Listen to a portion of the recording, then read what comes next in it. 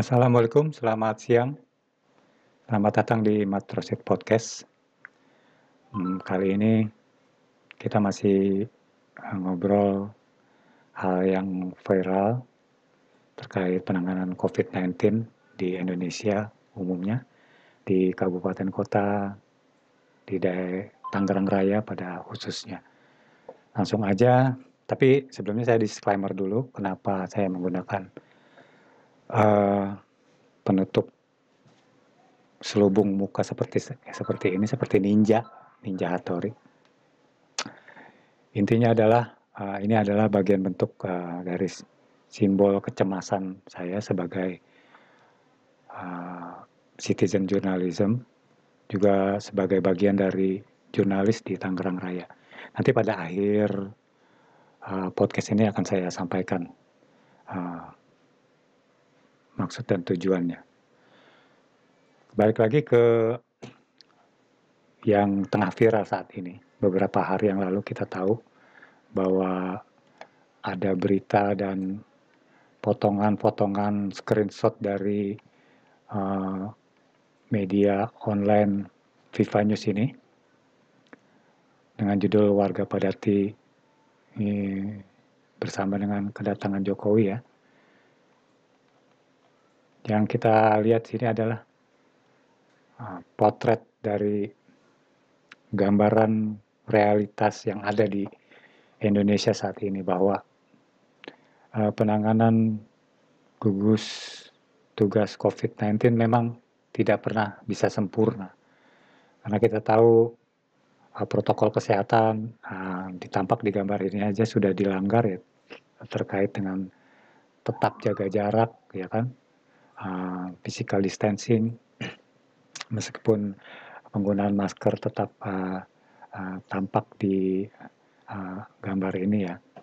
Tapi intinya adalah bagaimana leadership ini dari atas hingga ke bawah itu menjadi alat ukur bahwa konsistensi pimpinan terkait dengan penanganan COVID-19 ini harus terus dijaga gitu. Ini akan menjadi contoh-contoh kepada bawahan dan pimpinan di tingkatan yang paling bawah lagi nanti akan saya sampaikan. Jadi akibat ini yang menjadi viral, selanjutnya juga disusul dengan isu terkait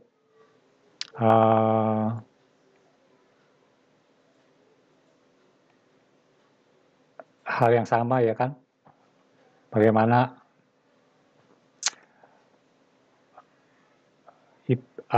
IPW mengkritisi halal bihalal. Lihat ini ada gambar yang kegiatan halal bihalal Raya Idul Fitri kemarin di kampus IPDN Jatinangor Sumedang.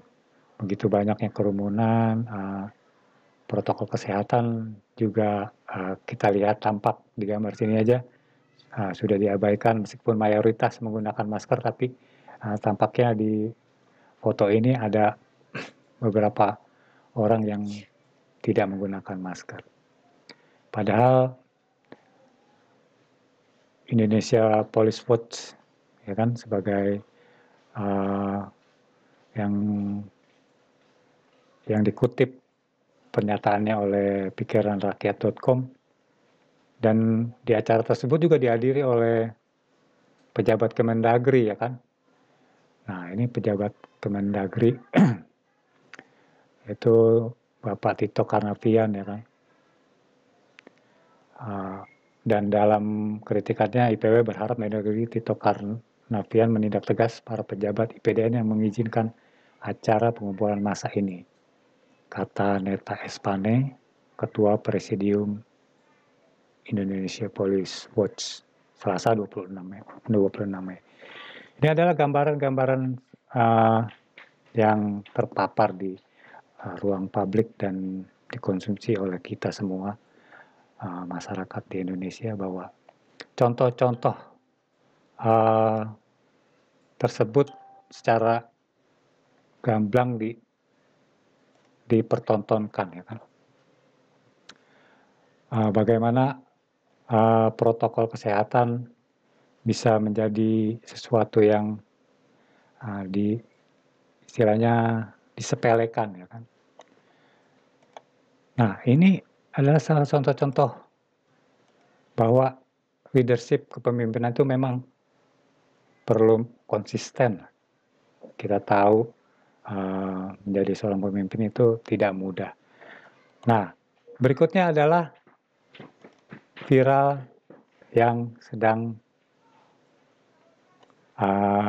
ramai diperbincangkan di media sosial di kota Tangsel saat ini. Yaitu, ini saya lansir dari kabar6.com ya. Judulnya viral pejabat Satpol PP Tangsel contohkan langgar PSBB. Yang kita lihat adalah foto kerumunan yang tidak menggunakan masker, dan ini adalah salah satu OPD terkait Satpol PP di dalam foto ini, ya kan. Dan juga ada Wakil Wali Kota Tangerang Selatan yang hadir di acara tersebut, yaitu acaranya ini adalah terkait dengan perkumpulan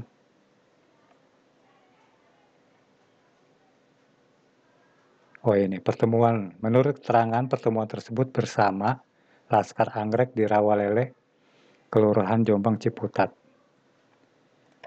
Jadi ini mungkin entah itu halal bihalal atau ya kita tahu bahwa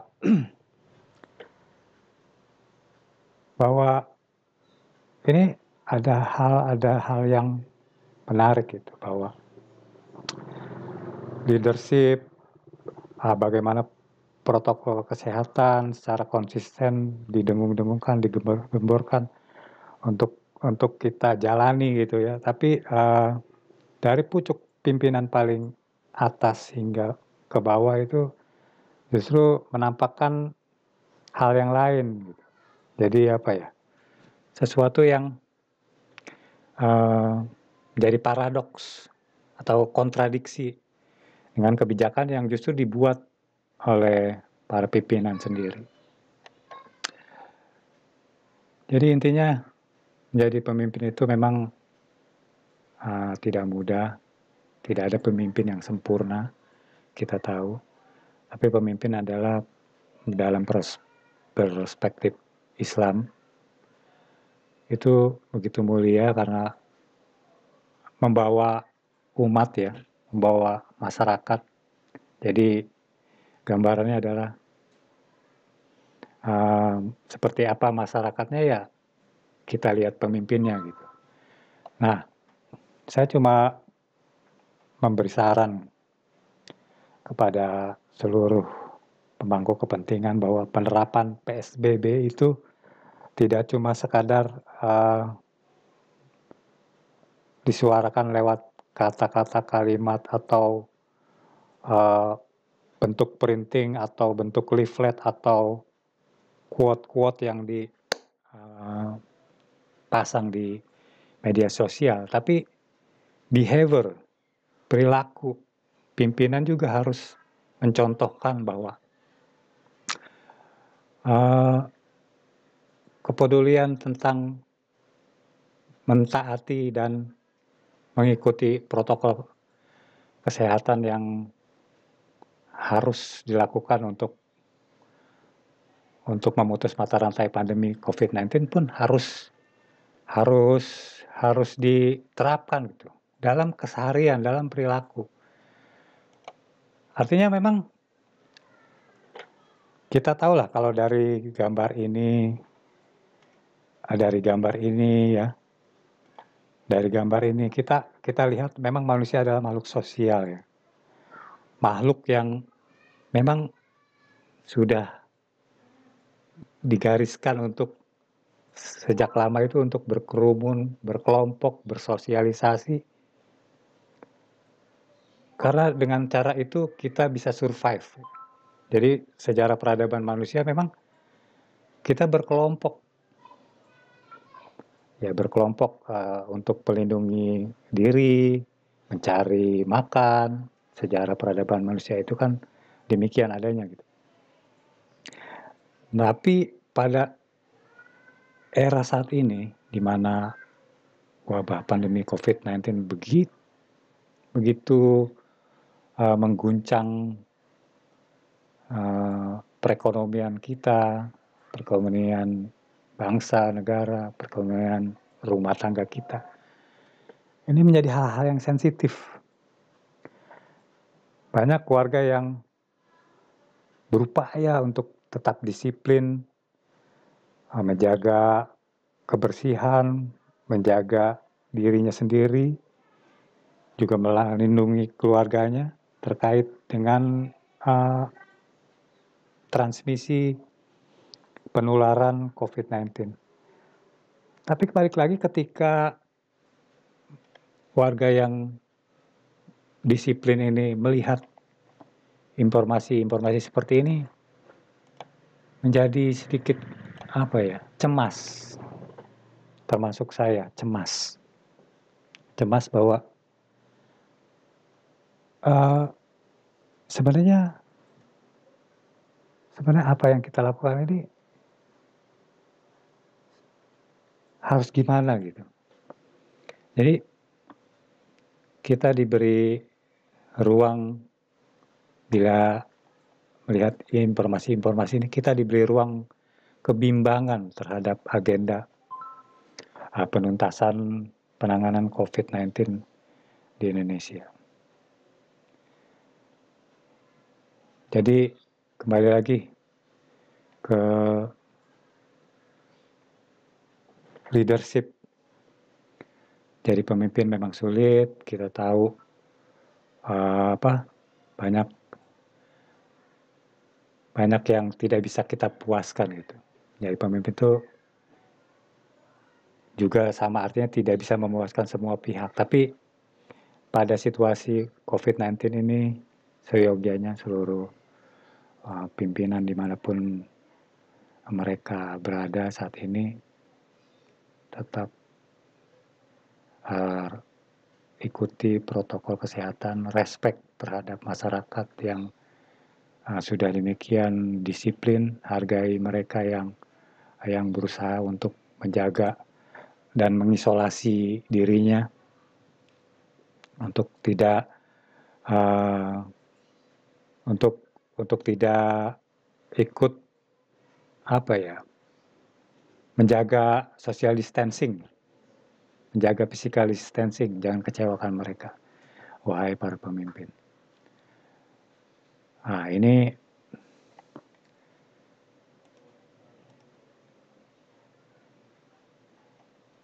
Ini adalah masih ada hubungannya dengan tadi ya, kenapa saya bermasker seperti ini. Jadi ternyata akibat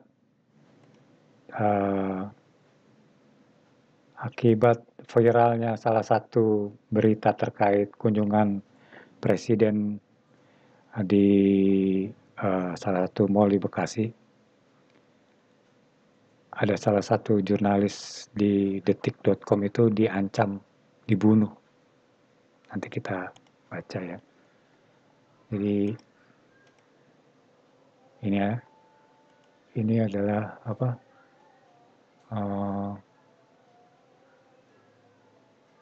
informasinya kita cari di sini.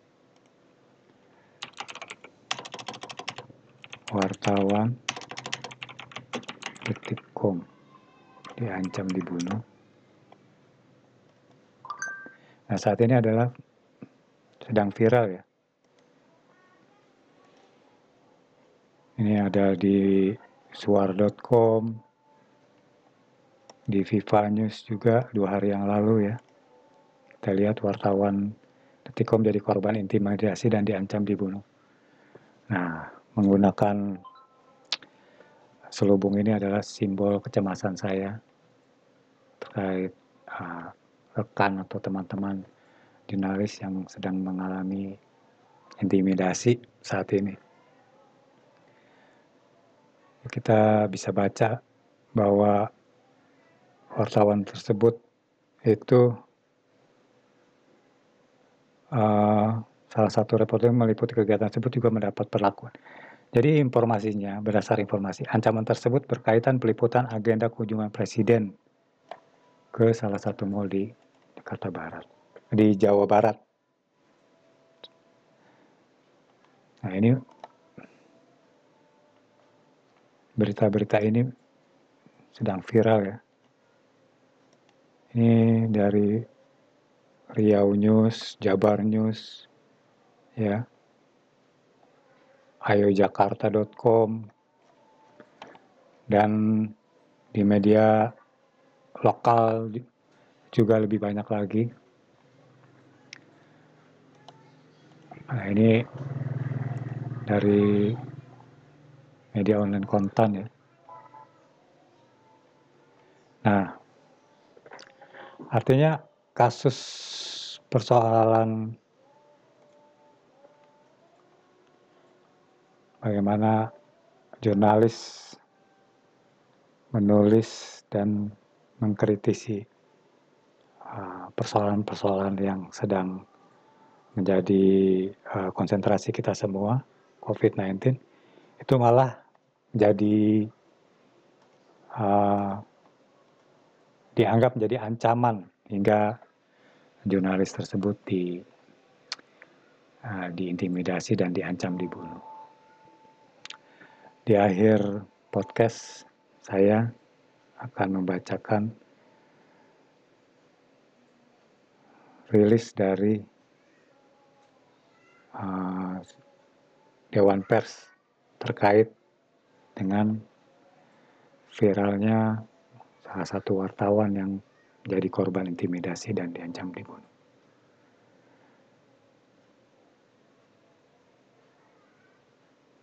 Berikut akan saya bacakan. PWI kecam intimidasi dan ancaman pembunuhan terhadap wartawan detik.com.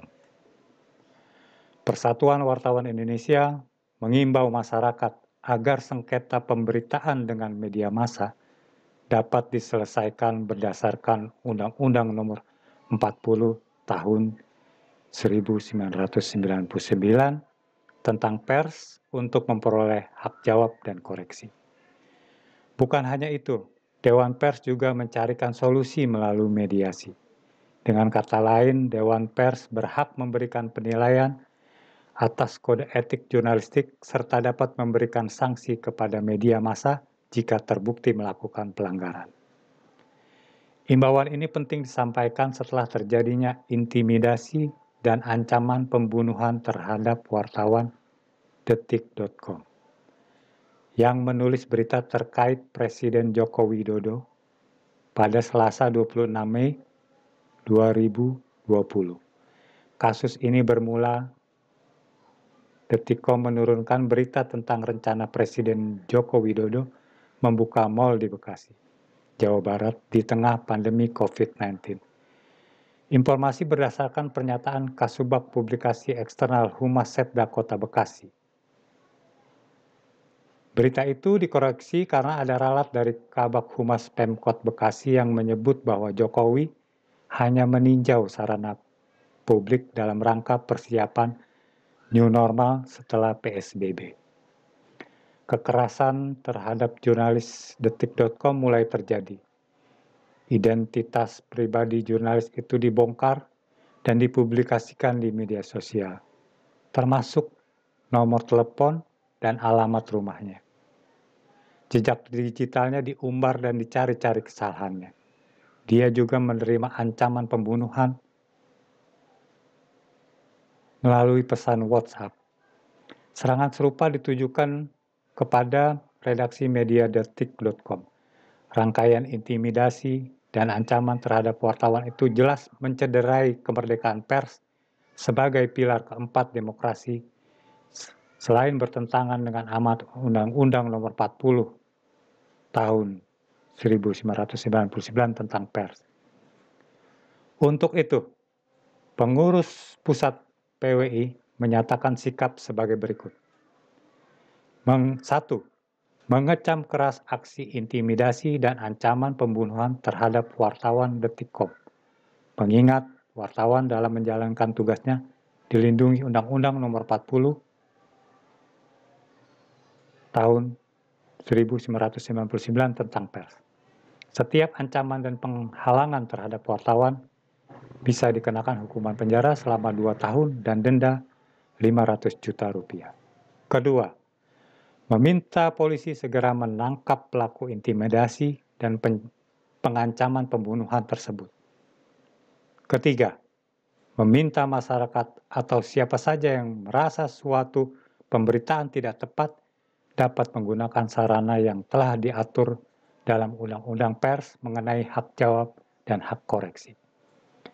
Jakarta, 28 Mei 2020, Ketua Umum PWI Atal SD Pari, Sekretaris Jenderal PWI Mirza Zuhadi, Narahubung, Ketua Bidang Advokasi Pembelaan Wartawan PWI Haji Oktab Riyadi, Sarjana Hukum.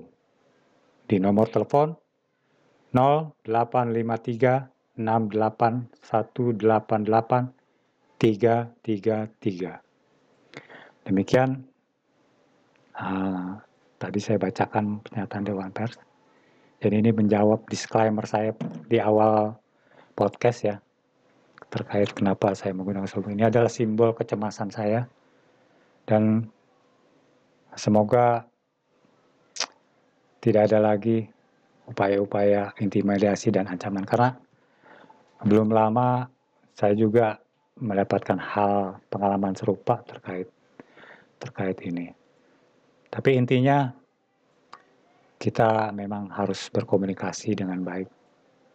Kita harus menyampaikan sesuatu dengan santun, dengan tetap taat pada etika jurnalistik, dan sebagai citizen jurnalisme atau pewarta warga juga tetap mengikuti kaedah-kaedah ilmu jurnalistik pada umumnya, yaitu tetap melakukan verifikasi, cek recek, dan sebagainya. Intinya dari podcast kali ini saya memohon kepada seluruh pimpinan pemerintahan, institusi hukum, penegak hukum, dan lain-lain. Kita tetap kompak dan tetap konsisten menjaga kita semua melindungi NKRI, karena kita tahu bahwa pandemi COVID ini begitu sulit ya untuk kita taklukkan, karena ini menjadi musuh bersama secara global. Seperti halnya akan saya kutip nih salah satu tweet dari Sekretaris Mensesnek ya, Sekretaris Negara United States, negara adidaya, negara superpower, Sekretari Pompeo, bahwa dia mengatakan bahwa Indonesia adalah kunci, partner kunci untuk membuat situasi terkait COVID-19 ini menjadi lebih secure, lebih safer ya, khususnya di Asia Tenggara. Bagaimana peran Indonesia ini menurut mantan ini, Bapak ini nih, ini adalah mantan bos direktur CIA ya, Center Intelligence Amerika ya. Menurut mantan bos CIA yang saat ini menjadi Sekretaris Negara Amerika, bahwa Indonesia memegang kunci bahwa negara adidaya itu berharap kepada Indonesia untuk melakukan cooperation bersama between the United States, ya, terkait dengan meningkatkan ekonomi, juga soal kesehatan. Jadi buat para pemimpin di Indonesia, ya minimal bangga lah, berbangga bahwa Amerika pun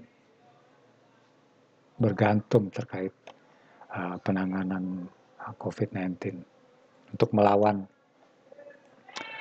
COVID-19. Akhir kata, saya ucapkan Assalamualaikum warahmatullahi wabarakatuh. Mohon maaf bila ada salah-salah kata. Silakan ditulis di kolom komentar untuk menanggapi. Dan kita tetap menerapkan social distancing, physical distancing. Kita terus jangan bosan-bosan untuk menggunakan masker. Ini adalah gaya hidup baru di tengah wabah pandemi COVID-19. Menggunakan masker, cuci tangan, dan menjaga jarak yang untuk tidak saling menularkan atau tertular. Jadi itu saja podcast kali ini.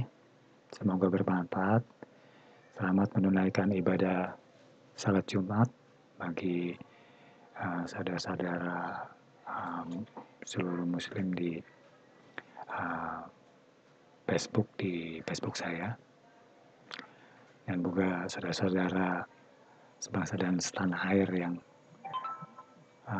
saat ini tengah beraktivitas, jaga kesehatan. Selamat siang, Happy Friday.